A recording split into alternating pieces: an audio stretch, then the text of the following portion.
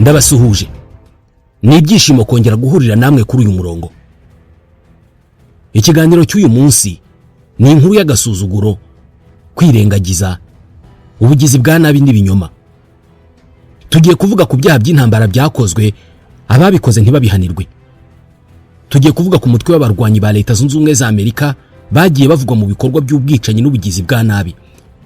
Umutwe w'abarwanyi wakoze ibikorwa n'urwego rw'ubutasi rwa Leta Zunze Ubumwe za Amerika CIA rwagiye rubona ko bikabije, rukabona nk'umutwe ukabije cyane mu gukora ibikorwa nk'ibyo. Tugiye kuvuga kandi ku mikorere y'umuryango mpuzamahanga yuzuyemo akarengane, kubogama n'agasuzuguro.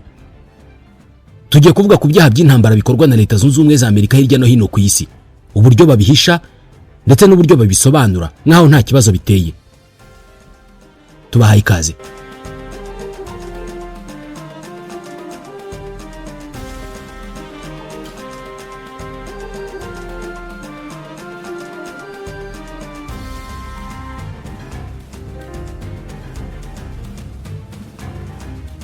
Turi ku itariki ya 26 y'ukwezi kwa munani mu mwaka wa 2021 i Kabul muri Afghanistan. Nyuma y'uko Amerika itunguwe no gusatira cyangwa se gutera imbere kw'abatalibani, bigaragara ko bagiye guhirika ubutegetsi bushyigikiwe na Leta Zunze Ubumwe za Amerika.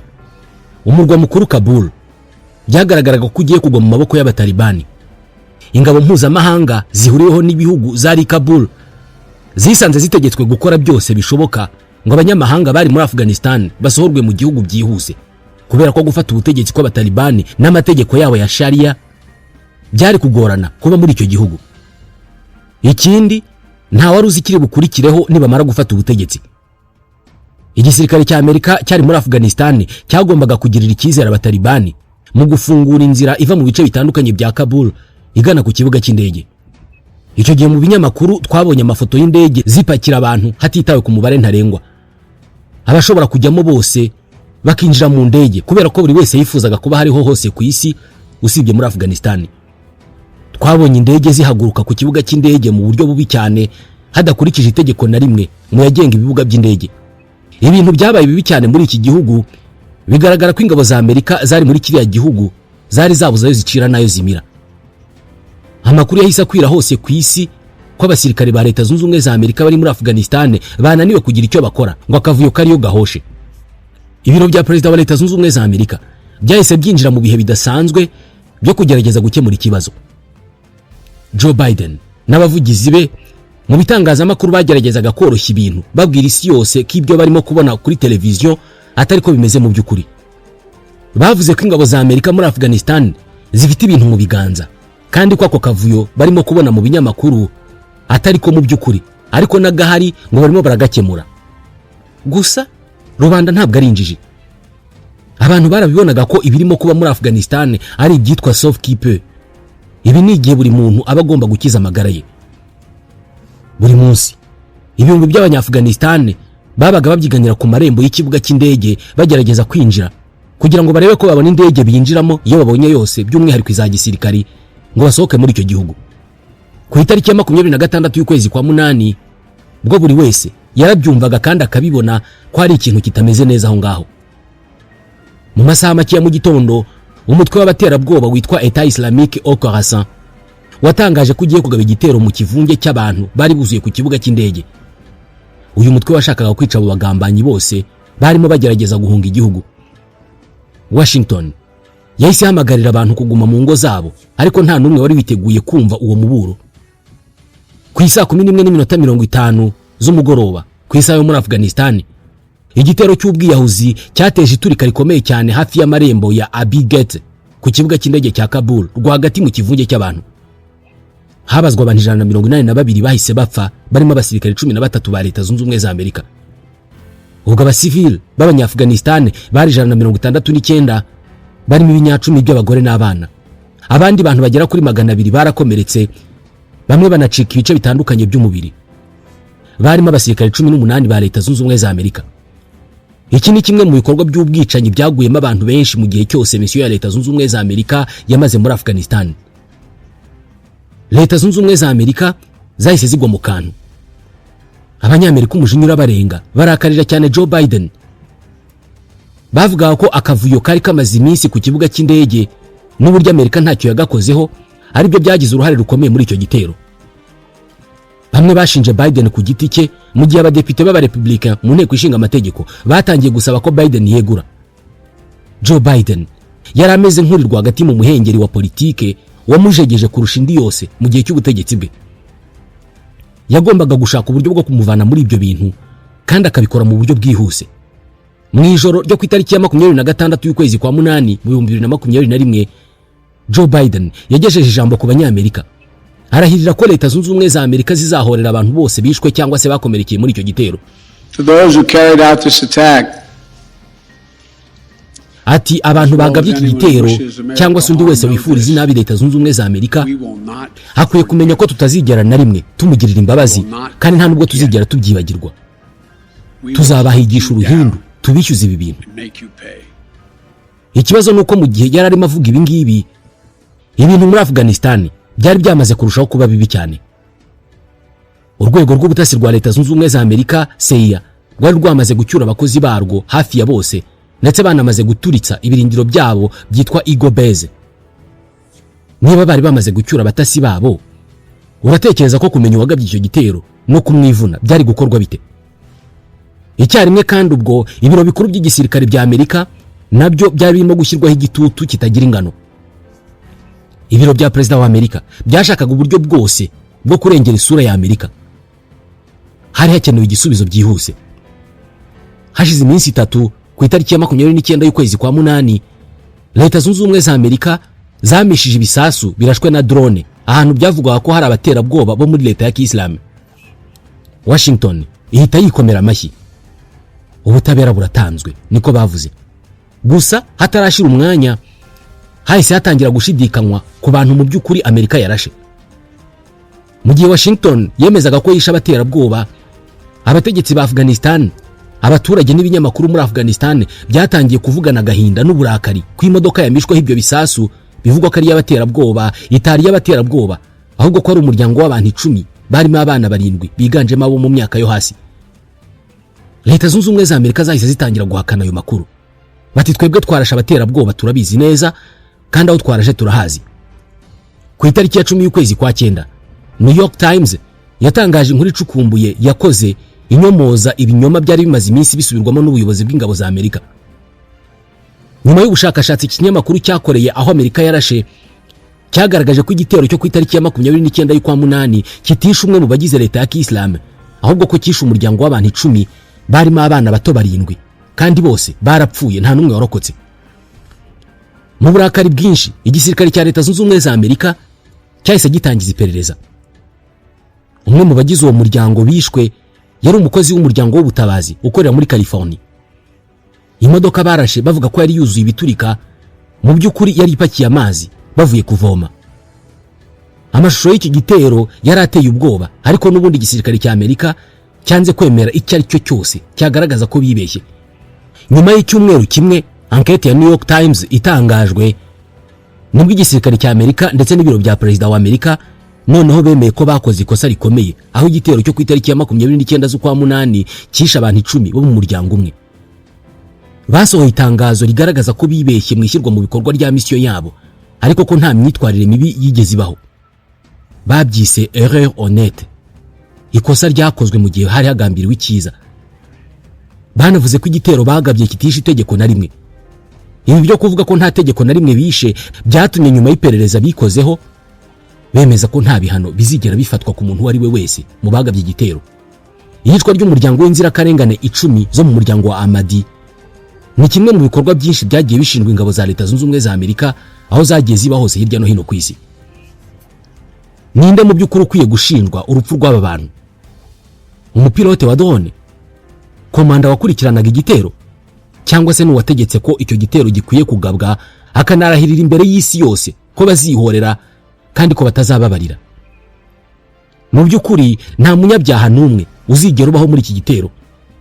Nta muntu uzigera ahanirwa icyaha icyo ari cyo cyose cy'intambara, yewe nta n'uzigera asabwa ibisobanuro. Kuva mu myaka 20 ishize ubwo hatangiraga intambara yo kurwanya iterabwoba, ibikorwa nk'ibi byabayeho aho Leta Zunze Ubumwe za Amerika ziri hose. Kuva haza drone za gisirikare, ho noneho byabaye bibi cyane. Umuco wo kugira ibanga no kudahana ndetse no gukora ibyaha by'intambara bikorerwa abasivile byabaye byinshi kuruta ikindi gihe cyose cyabanje. Mu kwezi kwa gatatu mu 2017 abasivile barenga 200 babuze ubuzima ubwo misile ya Leta Zunze Ubumwe za Amerika irashwe na drone yisekuraga ku nzu y'abasivile muri Mosul muri Iraq. Iki gihe nabwo Amerika yavuga ko irimo kurasa Leta ya Islam. Ibi byarangiriye aha, nta kindi kintu na kimwe kigeze kibaho. Mu kwa gatatu mu 2019 abasirikari ba Leta Zunze Ubumwe za Amerika bari muri Qatar bakurikiranye ku mashusho indege y'igisirikare cya Leta Zunze Ubumwe za Amerika irekurira bombe ipima ibiro 226 ku kivunge cy'abasivile ahitwa Peguz muri Syria. Abagore 50 n'abana nibo barashwe icyo kibombe. Umwe mu basirikare ba Amerika bari muri Qatar ni umwe mu batangaje uburyo yari amashusho ateye ubwoba kuyareba, gusa nawe yabitangaje atabizi. Ni amajwi yafashwe aza kujya hanze. Abarokotse bavirirana bahagurutse bashaka aho bihisha ubwo bombe ya kabiri yahitaga ihanuka, hanyuma iya gatatu nayiraza. Habazwa abasivile 70 bahaburiye ubuzima. Mu majwi yagiye hanze y'aba basirikare ba Amerika bari muri Qatar bareba ayo mashusho, hari aho umwe ahita avuga ko byanze bikunze icyo ngicyo ari cyaha cy'intambara. Nta minsi yashize nyuma y'icyo gitero igisirikare cya Amerika kitazanye bulldozer, bya bimashini bya rutura bisenya bikanacukura, kiraza gisibanganye neza icyo gitero cyabereye ku buryo nta kimenyetso cyasigaye. Ibi byarangiriye aha, nta kindi kintu cyakurikiyeho. Hashize igihe gito mu kwezi kwa 9 drone y'abanyamerika yisha abahinzi 30 bari barimo gusarura mu mirima yabo muri Afghanistan. Abangaba ngo bibeshyweho ko ari itsinda ry'abatalibani barimo gutegura igitero. Nanone ku yindi nshuro nta washinjwe, nta n'ikindi cyabaye, byarangiriye aho. Mu kwezi kwa 10 mu 2020 indi drone y'abanyamerika yahinduye umuyonga ishuri ribanza muri Afghanistan yica abasivile 26 barimo abana 12. Mu cyumweru cyari cyabanje umusigiti niwe wari warashweho na drone hagwa abasivile 40. Ndatekereza ko uko byagenze namwe mu byumva, nta washinjwe, nta perereza, nta n'ikindi cyakurikiyeho. Ingero nk'izi dushobora kuzitanga umunsi ukira. Bimwe muri ibyo bikorwa byiswe impanuka, kwibeshya kw'ibikoresho cyangwa se ikosa ryakozwe hagamijwe icyiza mu ntambara. Gusa ibyinshi muri ibi bikorwa iyo birebwa n'undi muntu wo hanze bigaragara nk'ibikorwa by'agasuzuguro no kudaha agaciro abandi bantu batari abanyamerika. Ni igihugu cy'abayobozi bitegura gukora byose bishoboka kugira ngo bagere ku ntego zabo. Mu kwezi kwa 12 mu 2021 New York Times yashyize hanze ibihumbi by'amapaje ya za raporo zari zisanzwe ari ibanga zigaragaramo amagana y'ibihumbi by'abasivile baguye mu ntambara muri Iraq no muri Syria. Izi raporo zivugwamo inkuru ziteye ubwoba. Ibitero byagiye bigabwa na za drone hashingiye ku makuru atariyo, bakaza bakamara abasivile cyangwa se bakagaba igitero kikamara abantu bitewe nuko badafite amakuru ahagije ku muco w'aho hantu. Hari nk'abo barashinze yuzuye abantu bavuga ko nta musivile n'umwe uyirimo, nyamara huzuyemo abasivile baryamye basinziriye. Hari mu kwezi kwa Ramadan hari ahandi barashe icyo bise uruganda rukora ibisasu bavuga ko babonye imifuko yuzuyemo za nitrate d'ammonium, nyamara yari imifuko y'ipamba yari irunze hafi y'uruganda rukora ifumbire. Abamotari bari hamwe bagiye bafatwa nk'abaterabwoba barimo kugana aho bagiye kugaba igitero. Intwaro zitabaho bagiye bavuga ko babonye ahantu bakaharasa bakamara abantu. Abakecuru bagiye bicwa ngo nabagabo ngo babajenero b'imitwe y'iterabwoba. Muri make ibitero byo mu kirere byuzuyemo kwibeshya byinshi ibihumbi by'abantu mu bihugu ngabo za Amerika zikoreramo. Gusa kutagira amakuru ntabwo bisobanura byose muri ibi bitero bagaba. Ahubwo n'uburyo imiterere n'imirwanire y'intambara bigenda bihinduka nabyo biteza ibibazo bitagira ingano mu buzima bw'abantu. Mu myaka 2 ishize hari inyandiko zibanga zagiye hanze zigaragaza uburyo hari umutwe w'ibanga w'abarwanyi mu gisirikare cya Leta Zunze Ubumwe za Amerika ufite izina rya Talon Anvil. Uyu ni umutwe ugizwe na komando nto zo muri Special Force mu ngabo za Amerika. Ni amatsinda bagizwe n'abasirikari bari munsi ya 20 bakora amasaha 28 ku munsi basimburana. Bakorera ahantu hibanga mu nzu utakeka ko zikorerwamo ibikorwa nk'ibyo tugiye kuvuga. Ni ibyumba birimo insakaza amashusho nini cyane, harimo amakarita y'ibice bitandukanye by'isi, bagahora bagenzura ahantu hose Leta Zunze Ubumwe za Amerika zishobora kugeza ukuboko. Mu cyumba kimwe aba barwanyi bashobora kugenzura hafi umubumbe wose mu gihe cyari cyo cyose, kohereza drone aho bashatse hose mu gihe babishakiye cyose, bashobora kubikora. Hari igihe byavugwa ko uyu mutwe w'abarwanyi wakoreraga mu cyumba kimwe mu ruganda rwa sima rwa Lafarge muri Syria. Akazi k'aba barwanyi ni ugushakisha ahantu hose ho kurasa, by'umwihariko convoi cyangwa se imodoka bitekerezwa ko ari iz'abaterabwoba ziri ku murongo, ziri mu rugendo zerekeza aho bagiye kugaba igitero. Bareba kandi ibirindiro by'abaterabwoba, bakareba inganda zishobora kuba zikorerwamo ibiturika. Aho babonye ibintu nk'ibi ngibi hose, bahita bategeka ingabo zaho ziri hafi aho ngaho kohereza drone ikamisha za bombe kuri aho hantu. Hano hazira mu kukwibeshya kose twavugagaho mu kanya. Icyo ukwiye kumenya hano ni uko igitero gikoresheje indege kiba kigomba gukurikiza protocol cyangwa se amabwiriza yanditse hagamijwe kugabanya ingaruka zacyo mbere yuko hatanga uburenganzira bwo kukigaba. Baba bagomba kwiga neza ibikikije aho hantu bashaka kurasa kugira ngo bizere 100% ko nta bikorwa by'abasivile biri hafi aho. Bakora byose bishoboka ngo bagabanye ingaruka ziri buturuke kuri icyo gitero. Gutegura iki gitero bishobora gufata amasaha menshi, yewe n'iminsi, ndetse bimwe mu bitero nk'ibyo bishobora kurekwa bitewe n'ingaruka bishobora kuza guteza. Ikibazo nuko imbaraga n'umuhate Amerika yagize mu gusenya leta ya Kiislamu, abarwanyi bo muri Telenville babonye uburyo bworoshye bwo kurenga kuri aya mabwiriza n'imirongo ngenderwaho igomba gukurikizwa mbere yo kugaba igitero. Kuvuga ko ari uburyo bwo kwirwanaho, auto defense. Iyo igisirikare kibonye ko hari ikibazo gikomeye cyangwa se ko hari ikintu gishobora gutuma ingabo ziraswaho, zifite uburenganzira bwose bwo kwirwanaho hatiriwe hakurikizwa imirongo ngenderwaho yo gusaba uburenganzira. Ubu nibwo buryo Telenville yakoresheje mu gusobanura 80% by'ibitero yagiye igaba. Za bombe zageze ubwo zitangira kugwa ku muvuduko utarigeze utekerezwaho mbere. Leta ya Kiislamu itakaza ahantu hanini cyane yagenzuraga, ariko kwibeshya muri ibyo bitero nako kuriyongera, abasivile barahagwa cyane. Muri Syria no muri Afghanistan, uyu mutwe w'abarwanyi wa Telenville wishe abasivile benshi ku buryo na bamwe mu batasi ba CIA bari muri ibyo bice bageze aho bavuga ko uyu mutwe urimo kujya kure cyane.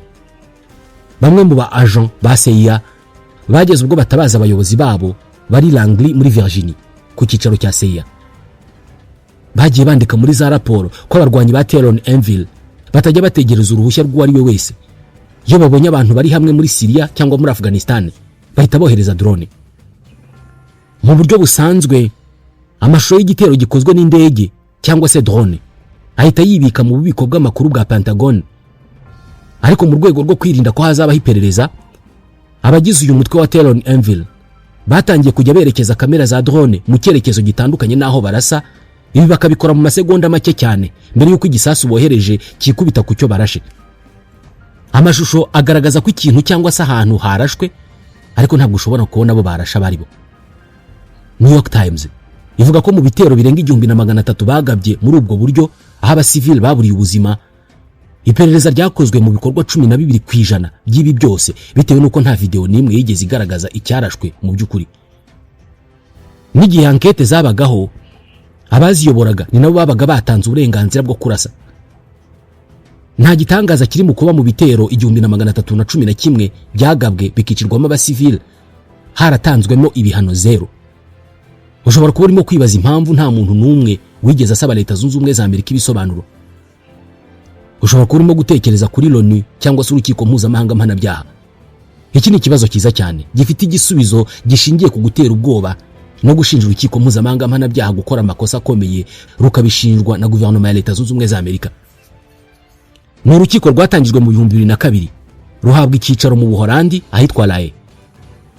Uru rukiko rwari rufite inshingano yo guhana abakora ibyaha by'intambara hagamijwe ko nta muntu n'umwe ucika ubutabera. Ikibazo nuko uyu munsi nibura ibihugu 70 bitarwemera, kandi ntabwo ari ibihugu bibonetse byose. Ni Uburusiya, ni Israeli, ni Iran, ni Ubuhindi, Ubushinwa na Leta Zunze Ubumwe za Amerika. Hari n'ibindi bihugu byinshi bitarwemera birimo n'u Rwanda. Aba bose ntabwo bemera ububasha bw'uru rukiko. Mu itangira ry'uru rukiko, Leta Zunze Ubumwe za Amerika zakoze ubukangurambaga bwo kurwangisha ibindi bihugu. Birumvikana rwagiyeho nyuma y'itariki ya 11 Nzeri mu 2001 mu gihe Leta Zunze Ubumwe za Amerika zarimo zitangiza intambara muri Iraq. Zari zibizi neza ko umunsi umwe uru rukiko ruzerekeza amaso yarwo kuri Leta Zunze Ubumwe za Amerika. Nyuma y'ukwezi kumwe uru rukiko rutangiye, President George W. Bush yasinye American Service Members Protection Act, itegeko ritambamira kuba abasirikare ba Leta Zunze Ubumwe za Amerika bakurikiranwa n'urukiko mpuzamahanga mpanabyaha kubera ibikorwa bakoze mu ntambara yo kurwanya iterabwoba. Nka ibyo bitari bihagije, George W. Bush yanahise atanga uburenganzira bwo gutera Ubuholandi bucumbikiye uru rukiko mu gihe cyose umusirikare umwe rukumbi wa Leta Zunze Ubumwe za Amerika yafatwa n'uru rukiko. N'ubutumwa bwumvikanaga cyane.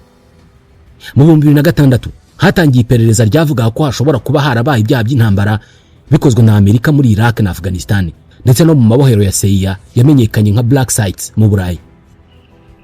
Mu 2009 ubwo Barack Obama yafataga ubutegetsi, ICC yari ifite icyizere ko noneho hari igishobora guhinduka, ariko nawe yagumye muri uwo murongo wo kugumishaho ukwemera kwa Amerika mu birebana n'uru rukiko.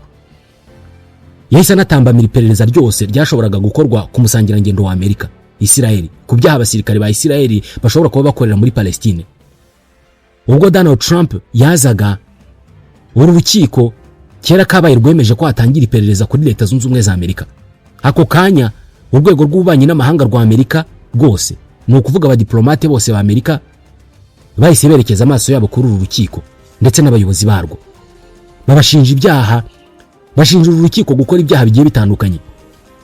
Mbere na mbere, Leta Zunze Ubumwe za Amerika zahise zemeza umuperezida wafatwaga nk'igikoresho cyazo muri Afghanistan, Ashraf Ghani, ngo akureho ikirego cya Afghanistan ku byaha abanyamerika baba barakoreye muri icyo gihugu. Uru rukiko narwo rwanga guhagarika iri perereza, maze Minisiteri y'Ububanyi n'Amahanga ya Leta Zunze Ubumwe za Amerika ihita ivuga ko izatesha agaciro viza y'umuntu uwo ari we wese ufite ahuriye n'iri perereza. Donald Trump yahise anasinya iteka ribuza uwari umushinjacyaha mukuru w'uru rukiko, Madame Fatou Bensouda, kuzahirahira yinjira muri Amerika. Ubutegetsi bwa Amerika bwahise bunatangiza iperereza kuri uru rukiko, buvuga ko ari urukiko rwamunzwe na ruswa. Amerika itikaza itegeko ryamaganaga kuba ubutegetsi ubwo ari bwo bwose butari ubwa Amerika, cyangwa se kuba ubutabera ubwo ari bwo bwose butari ubwa Amerika bwakurikirana umunyamerika. Bashimangiye ko umunyamerika afite ubudahangarwa hariho hose ku isi. Ibi byose byaciye intege uru rukiko ku buryo mu myaka 23 rumaze rubayeho rwaciriye imanza abantu bake cyane, kandi hafi ya bose n'Abanyafurika. Ku rwego rumwe, uru rukiko rwafashwe nk'urwashyiriweho Afurika. Kuri benshi, uru ni urukiko rutigeze rushyira mu bikorwa inshingano zarwo. Ni urukiko mpuzamahanga rushingiye ku bushake. Ni urukiko rwashyizweho hagamijwe neza yo guhindura isi nziza kuruta mbere. Ariko kuba ibihugu bikomeye byose byararuteye umugongo, kuba rudashobora kugira icyo rukora ku byaha by'intambara bikorwa n'ibihugu bikomeye ku isi, bituma nta muntu ukirwizera. Mu by'ukuri, wakora iki kugira ngo usunikire Leta Zunze Ubumwe za Amerika, Ubushinwa cyangwa se Uburusiya gukora ibyo muvuga ko ari byiza, igihe cyose n'ubutabera mpuzamahanga ntacyo bwabakoraho? Abatuye iyi si ntabwo bareshya, ndetse n'ibyitwa uburenganzira bwa muntu bisa n'ibyagenewe bamwe.